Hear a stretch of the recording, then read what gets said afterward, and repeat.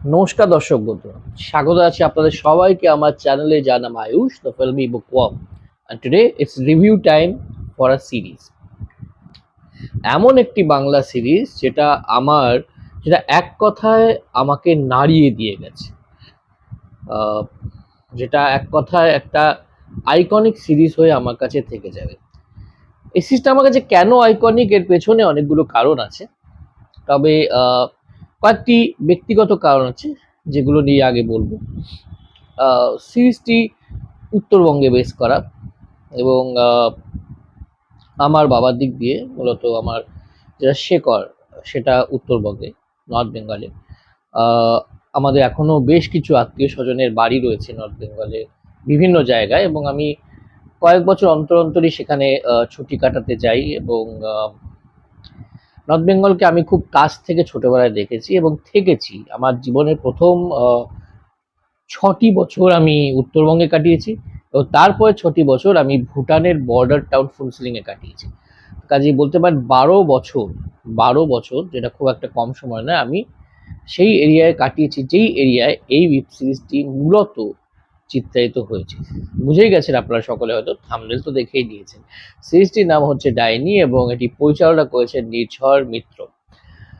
নির্ঝর মিত্রের আগের যে সিরিজটি ছিল শিকারপুর, সেটিও আমার খুব ভালো লেগেছিল। সেটিও উত্তরবঙ্গে বেসড ছিল এবং উত্তরবঙ্গে যে সংস্কৃতি, উত্তরবঙ্গ মানে শুধু চা বাগান, জঙ্গল এবং কয়েকটা সুন্দর সুন্দর সিনারিজ নয়, যেখানে আপনি গেলেন, শ্যুট করলেন, চলেন, সেটা নয়। তার একটি নিজস্ব বৈশিষ্ট্য আছে, তার একটি নিজস্ব সংস্কৃতি আছে, নিজস্ব ডায়ালেক্ট আছে, highlighted to the T in Shikarpur.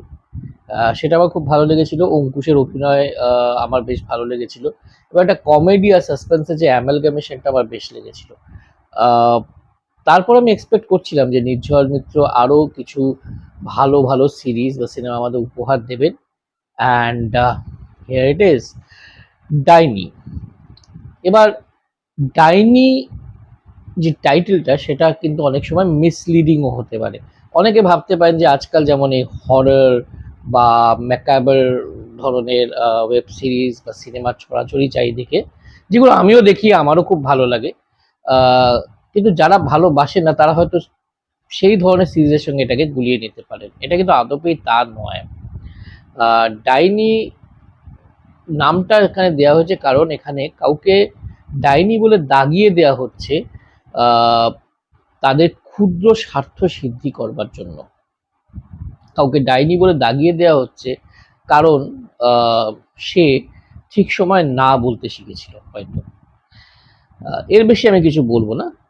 গল্পটা যদি একটু করে বলি, একটু করে আভাস, তাহলে গল্পটা মূলত দুই বোনের গল্প, লতা ও পাতা। লোকের পডকাস্ট থেকে আমরা জানতে পারি যে তার মা আর মাসির নামও লতা পাতা ছিল, সেখান থেকেই নাম দুটো নেওয়া হয়েছে। তো যাই হোক, এই দুটো বোনের মূলত গল্প। এর মধ্যে একটি বোন, বাবা তার অটোক্রেটিক বাবা বলতে পারেন, বা খুব একটা আলফা মেল আজকালকার জার্গানে যাকে বলা হয়, সেই ধরনের বাবার খপ্পর থেকে বেরোনোর জন্য একটি ছেলের সঙ্গে পালিয়ে চলে যায় এবং বিদেশে গিয়ে তাকে বিয়ে করে সে টোটালি কাট অফ হয়ে যায় ফ্যামিলির থেকে। এবং আরেকটি যে বোন, সে থেকে যায় এই ডুয়ার্স অঞ্চলে, এই নর্থ বেঙ্গল অঞ্চলে, যার বিষয়ে একটু আগে বিস্তারিত বললেন। এর বাবা একটি ছোট চা বাগানের মালিক ছিলেন। তার বেশ কিছু বছর পর এক বোন পালিয়ে গেছিল, সে ফিরে আসে এবং সে জানতে পারে যে তার বোন একটি অত্যন্ত রিমোট জায়গায় থাকে এবং তার বোনের সঙ্গে তার একটা লাভ হেট রিলেশনশিপ ছিল, বা বলা ভালো যে সে তার বোনকে খুব একটা পছন্দ করতো না। কেন করতো না সেটা স্পয়লার আমি এখানে দেবো না। সে এটাও জানতে পারে যে যে উইল রয়েছে, সেটার কিছু কন্ডিশন ফুলফিল করার জন্য তার বোনকে দরকার। অনিচ্ছা সত্ত্বেও সে ভাবে সে সেখানে যাবে এবং সেখানে গিয়ে বোনকে বুঝিয়ে সুঝিয়ে রাজি করাবে আর কি। এবং সে উত্তরবঙ্গে যায় এবং তারপর কি হয় সেটা দেখতে গেলে আপনাকে সিরিজটা দেখতে হবে। এই সিরিজ হচ্ছে মূলত একটি সার্ভাইভাল ড্রামা তো বটেই। এখানে সিরিজটা এখন বেশ কিছুটা পুরনো হয়ে গেছে। কাজেই সেটা এখানে তাও আমি স্পয়লার ছাড়াই দিচ্ছি। কারণটা হচ্ছে যে অনেকে হয়তো সিরিজটা এখনো দেখেননি বা দেখে উঠতে পারেননি। কিন্তু আপনারা প্রশ্ন করতেই পারেন যে এতদিন পর কেন সিরিজটি নিয়ে কাটাছেঁড়া করতে বসেছি। প্রথম কথা, সময় পাইনি একটা নতুন ভিডিও করার, কিছু কাজ ছিল। আর দ্বিতীয় যে কারণ সেটা হচ্ছে যে আমি নিজেও ভাবছিলাম যে এই লেয়ার সিরিজের কোন লেয়ারটা নিয়ে আপনাদের সঙ্গে কথা বলবো, কারণ এই সিরিজে কিন্তু অনেকগুলো লেয়ার রয়েছে, অনেকগুলো স্তর রয়েছে। প্রথম কথা, এই সিরিজে এই যে চা বাগানের মানুষজন, এই যে জনজাতি, তাদের জীবনটাকে যেভাবে দেখানো হয়েছে, এর থেকে অথেন্টিক ভাবে আমি বহুদিন, আই রিপিট বহুদিন, কোনো বাংলা সিনেমায় এদের জীবনযাত্রাকে এত অথেন্টিক্যালি ডেপিক্টেড হতে দেখিনি। এই সিরিজে যে কাস্ট অ্যান্ড ক্রু, তাদের উত্তরবঙ্গের সঙ্গে একটা খুব ঘনিষ্ঠ যোগাযোগ রয়েছে বলেই হয়তো তারা অনেকটা রিসার্চ করে এটাকে দেখাতে পেরেছেন। তো আমি যেহেতু প্রচুর চা বাগানে ঘুরেছি, আসামে বড় হয়েছি, উত্তরবঙ্গে বড় হয়েছি, কাজেই প্রচুর চা বাগানে গেছি, এবং চা বাগানের এই সমস্ত প্রান্তিক মানুষজন বা এই যে জনজাতিগুলো রয়েছে, এদের সঙ্গে, এদের বাচ্চাদের সঙ্গে কিন্তু আমি মিশেছি, এদের সঙ্গে খেলেছি। কাজেই এটুকু বলতে পারি যে যা দেখানো হয়েছে তাতে কিন্তু কোনো খাদ নেই, কোনো খাদ এখানে পরিচালক মেশাননি। যেটুকু ক্রিয়েটিভ লিবার্টি নিয়েছেন সেটুকু সিনেমার ক্ষেত্রে নেওয়াই যায়, সেটা পার্সেন্টেজটা খুবই কম। আমরা তো এখানে ডকুমেন্টারি দেখতে বসিনি কেউ, আমরা একটা ওয়েব সিরিজ দেখতে বসেছি। কাজেই কিছু ক্রিয়েটিভ লিবার্টি নিয়েছেন, যেটা আমি ধর্তব্যের মধ্যে আনছি না। আরেকটা স্তর এখানে রয়েছে, জানেন, এখানে রিলেশনশিপগুলো, মানে শুধু দুই বোনের রিলেশনশিপ বলছি না, কিন্তু এখানে এখানে আমরা যারা শহুরে বা মেট্রোপলিটন সিটিতে থাকি, বা আমরা যারা অনেকে অ্যাব্রডে সেটেলড, তাদের সঙ্গে এই জায়গাগুলোর, যেটা শুধু একটা হাইওয়ে কি ফারাক করে দিচ্ছে, তা করে দিচ্ছে না, মানসিকতা, শিক্ষার অনেকটাই তো তফাৎ। তো এই যে দুটো দুনিয়ার মধ্যে যখন একটা ক্ল্যাশ লাগে, সুপারস্টিশন আর বা কিছু জিনিসের জ্ঞান বা কিছু জিনিসের অজ্ঞানতাও বলতে পারি, এগুলোর মধ্যে যখন ক্ল্যাশটা লাগে, যখন টক্কর হয়, তখন কত মানে তার ডাইনামিক্সটা কেমন হয়, সেটাও কিন্তু এই সিরিজে বোঝানো হয়েছে খুব ভালোভাবে এবং খুব সাটল ওয়েতে। ছাড়া এই সিরিজের সার্ভাইভাল ড্রামাটা তো আছে, যে একটা, সেটা ট্রেলারেও বোঝা গেছে, স্পয়লার দেওয়ার কিছু নেই, যে একটা হসপিটাল, একটা সরকারি হসপিটাল একটা গ্রামের অঞ্চলে, সেখানে একজন ইনজিওর্ড মহিলা, তার দিদি তাকে কিভাবে বাঁচাচ্ছে, সে নিজে কি করে বাঁচছে, সে যে স্টাফরা রয়েছে তারা কি করে বাঁচছে কিছু আক্রমণকারীদের থেকে, সেটাও একটা লেয়ার রয়েছে। So it's a multi layered series delving into multiple subgenres, multiple topics. তো এই জিনিসটা আমার চমৎকার লেগেছে। সাধারণত আমরা বাংলায় যে ওটিটি গুলো দেখি, আমি বলছি না যে, আমি কিন্তু কিছু কিছু মানুষের মতো বলছি না সবগুলোই খারাপ, সবগুলোই বাজে হয়েছে, না না, আজকাল কিন্তু বেশ কিছু ভালো ওটিটি বাংলা আমরা সিরিজ দেখছি বিভিন্ন ওটিটি প্ল্যাটফর্মে, কিন্তু সেখানে কিন্তু এই লেয়ার্ড ব্যাপারটা নেই। সেখানে কিন্তু এই একটা পার্টিকুলার এরিয়া, একটা পার্টিকুলার সংস্কৃতির গল্প বলার ঝোঁকটা কম, নেই বলবো না, কম রয়েছে। আমরা কিছুদিন আগে বিশ্বহরি বলে একটি সিরিজ বেরিয়েছে, সেখানে আমরা যেমন আমাদের বাংলারই মনসা পুজোর যে রীতিনীতি, সেগুলোর একটা আভাস পেয়েছি সেখানে। এখানে যেন পরিচালক মানে শুধু একটা সার্ভাইভাল ড্রামা আমাদের দেখাতে চাইছেন না, এখানে কিন্তু তিনি সেই অঞ্চলের একটি গল্প বলছে, সেই অঞ্চলের একটি কাস্টমের গল্প আমাদের শোনাতে চাইছেন। এবং সিরিজের শেষে কটা স্ট্যাটিস্টিক্স দেখানো হয়, সেগুলো পড়লে আপনি বুঝতে পারবেন যে আমি যেটা বলছি, যে এই ধরনের কিছু কাস্টমস, কিছু নিয়ম কানুন বলতে পারেন, প্রথা বলতে পারেন, যেভাবে আপনি টার্ম করতে চান, সেগুলো কতটা ডিপলি রুটেড রয়েছে এই সব জায়গায়। না, আমরা একটা হাইওয়ে করে ডুয়ার্সের অঞ্চলে জঙ্গলে ঘুরতে যাচ্ছি।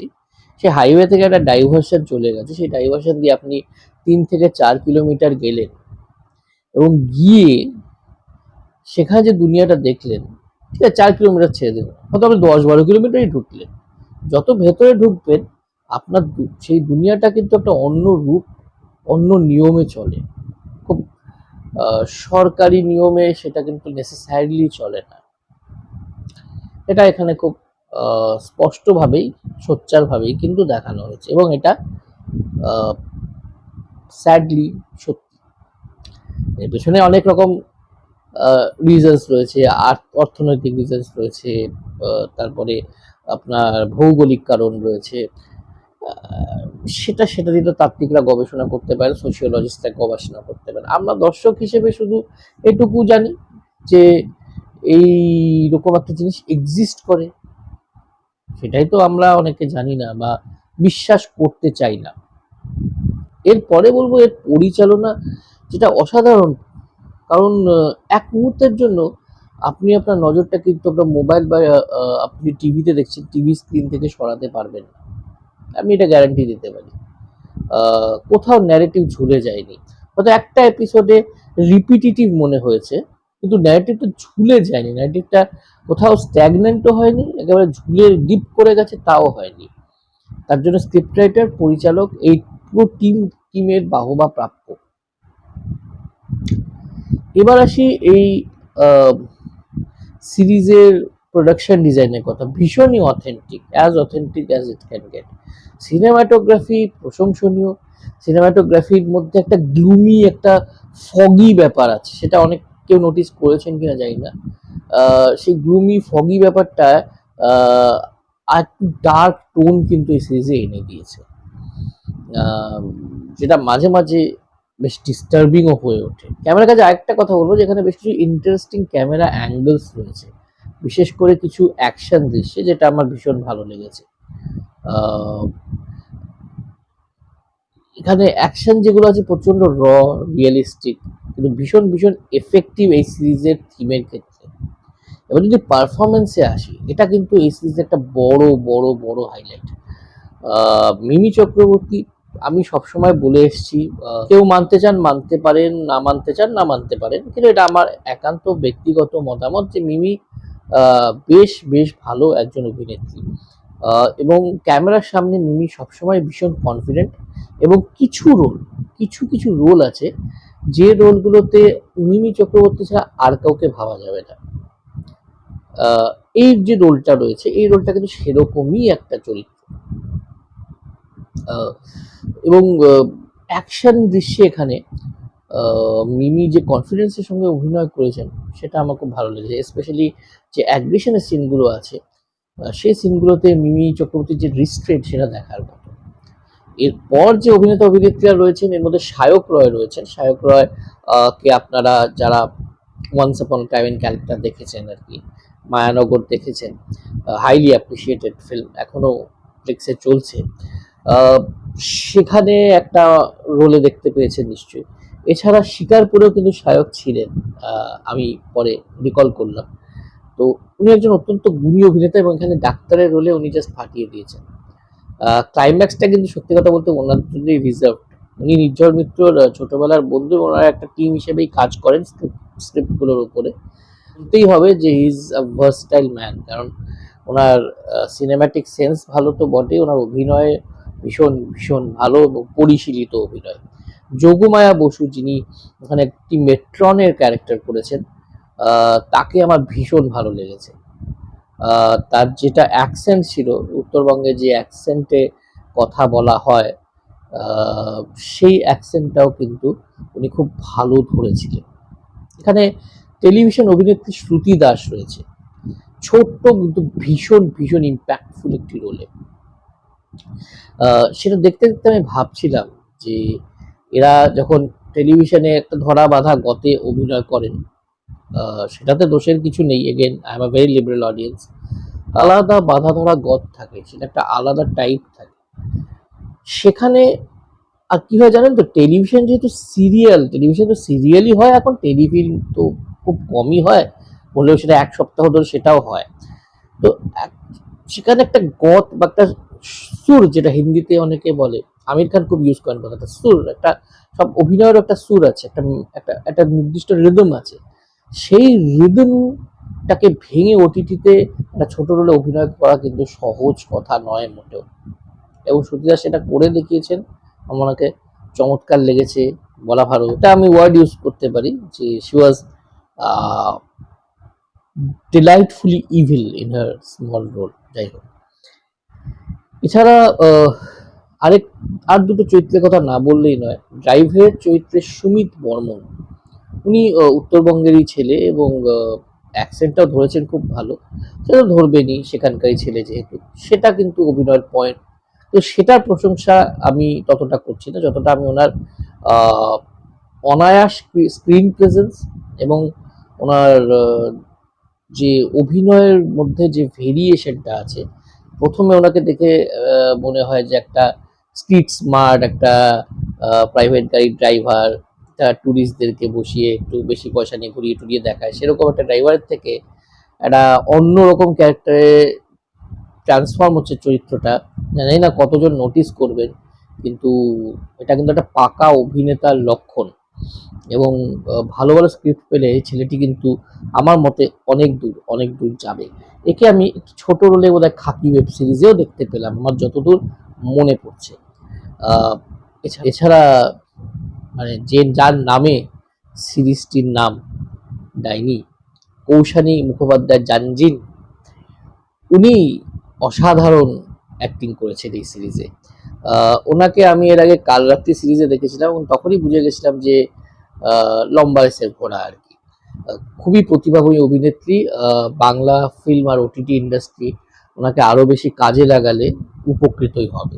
এছাড়া সুদীপ আছেন বাবার রোলে, এছাড়া অন্যান্য অনেক চরিত্রাভিনেতারা রয়েছেন, তারা প্রত্যেকেই খুব ভালো অ্যাক্টিং করেছে। একজনের কথা বলবো, সে বোধহয় একজন অ্যাকশন ডিরেক্টর বা স্টান্টেরই কাজ করেন, যিনি মাইথালের রোলটা করেছেন। একটা টাইগার শ্রফকে সাটল ট্রিবিউট দিয়েছেন এবং ওনার যে অ্যাকশনগুলো বা ওনার যে ভয়াবহ একটা অ্যাটিচিউড উনি দিয়েছেন এই সিরিজে, আমার বহু দিন মনে থাকবে, it will be imprinted in my mind. তবে এই সিরিজের সবচেয়ে বড় সম্পদ বা বলা ভালো সবচেয়ে বড় ডিসকভারি হচ্ছে জানগুরুর চরিত্রে বিশ্বজিৎ দাস। উনি থিয়েটারের অ্যাক্টর এবং শুনেছি থিয়েটার প্রশিক্ষকও বটে। উনি সত্যি এই চরিত্রে জান দিয়ে দিয়েছেন, মানে জান ঢেলে দিয়েছেন বলা যেতে পারে। এবং ওনার সাইড কিক বা ওনার একদম রাইট হ্যান্ড হিসেবে যিনি অভিনয় করেছেন, ওনার নাম আমি জানি না, সরি। এই দুজন অভিনেতা আমার মনে হয় চমৎকার কাজ করেছেন। ওনাদের এই কাজ এই সিরিজকে যদি এখানেদের লেভেলটা ছিল না, এই লেভেলে নিয়ে চলে গেছে। মানে একটা সাইকোটিক ডাউনরাইট ইভিল, যে নিজেকে গ্রামের সর্বেসর্বা মনে করে বলে হয়তো সমাজেরই সর্বেসর্বা মনে করে কোথাও না কোথাও, চরিত্রে উনি খুব এফেক্টিভ। আরো নানা রকম চরিত্রে আমি এই দুজনকে দেখতে চাইব। তো ওভারঅল আমি যদি বলি, আমার পার্সোনাল প্রিজুডিসকে সরিয়ে রেখে ডাইনি কিন্তু সত্যি একটা ওয়াচেবল, এমিনেন্টলি ওয়াচেবল সিরিজ। আপনারা যদি এখনো দেখেননি, আপনারা যদি ভাবছেন এটা কোনো তন্ত্রমন্ত্র নিয়ে বানানো বা কুসংস্কারকে উস্কে দেওয়া কোনো সিরিজ, একদমই সেটা নয়। যদিও আমি নিজে মনে করি যে তন্ত্রমন্ত্র কুসংস্কার নয়, তন্ত্রমন্ত্র একটি আলাদা সায়েন্স। যাই হোক, এটা নিয়ে একটা আলাদা ভিডিওই আমি বানাতে পারি, কিন্তু সে কথা এখানে আসছি না। কিন্তু যারা মিসলেড হচ্ছেন তারা দেখুন, এটা কিন্তু একটা মেনি লেয়ার্ড, কোনো জনারে এটাকে বাঁধা যাবে না, সেরকমই একটা সিরিজ। এবং আমার মনে হয় হইচইয়ের আরো এরকম সিরিজ প্রডিউস করা উচিত, এই ধরনের মেকার্সদের আরো এনকারেজ করা উচিত। নির্ঝর মিত্রকে তারা করেছে, নির্ঝর মিত্রর আরো বেশ কিছু ভালো কাজ আসছে, সেই কাজগুলো দেখতে আমি মুখিয়ে থাকবো। গোটা টিমকে আমার অভিনন্দন। এবার আসছি এই সিরিজের দুটো ছোট নেগেটিভ পয়েন্টে। যেটা আমি এত তো প্রশংসা করলাম, তো দুটো নেগেটিভ পয়েন্ট যেটা আমি নিট পিকিং করছি, আর এজন্যই করছি কারণ গোটা সিরিজটা এত ভালো, সেজন্যই। না হলে এটা নেগেটিভ পয়েন্ট বলার মতন সেরকম কিছু নয়। আমার মনে হয়েছে যে এর কোর যে ইমোশনটা, মানে দুই বোনের যে সম্পর্কের ডায়নামিক্সটা, সেটা কোথাও না কোথাও আরেকটু স্ট্রং হলে ভালো হতো, বা সেটার উপর যদি আরেকটু সময় ইনভেস্ট করা যেত, আমার মনে হয় না দর্শকরাও মাইন্ড করতেন। আর আমার মনে হয় সামহাউ সিরিজটা আরো একটু পোক্ত হতো। এপিসোড বাড়লে বাড়তো, কিন্তু সিরিজটা আরো আরো বেশি পোক্ত হতো, আরো বেশি ইমোশনাল করতো কোথাও না কোথাও গিয়ে আমাদের। আমরা কোথাও যেন আতঙ্কিত হচ্ছি, শিহরিত হচ্ছি। হ্যাঁ, ক্যারেক্টার সঙ্গে কোথাও না কোথাও এমপ্যাথাইজ করছি, কিন্তু যতটা এমপ্যাথাইজ করছি না, সেটা কারণটা এই এই জায়গাটায় মনোযোগ কম দেয়া বলে আমার মনে হয়েছে। আর সেকেন্ড যেটা, সেটা আমার মনে হচ্ছে যে ব্যাকগ্রাউন্ডে যে স্কোরটা আছে, সেই ব্যাকগ্রাউন্ড স্কোরে যদি উত্তরবঙ্গে কিন্তু অনেক রকম মিউজিক্যাল ইনস্ট্রুমেন্ট বাজানো হয়, অনেক রকম গানের একটা ইয়ে আছে, সেই জিনিসগুলোকে কি যদি একটু আনা যেত আর কি।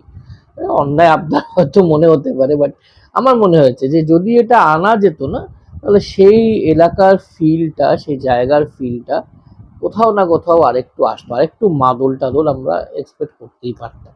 খুবই ভালো লাগছে সিরিজটা। আর আমার লাগতেছে কি জানেন তো, যে এই মানুষটা তুরুপের টেক্কাটা ফেলায় দিছে, এরপরে কিন্তু আরো ফেলাবে, আরো বড় বড় কাজ নিয়ে আসবে। আপনারা দেখবেন ভালো ভালো কাজ আসতেছে কিন্তু উত্তরবঙ্গ থেকে। ভালো থাকবেন, সুস্থ থাকবেন, আর আয়ুষ দ্য ফিল্মি বুকম দেখতে থাকবেন। নমস্কার, শুভরাত্রি, টাটা।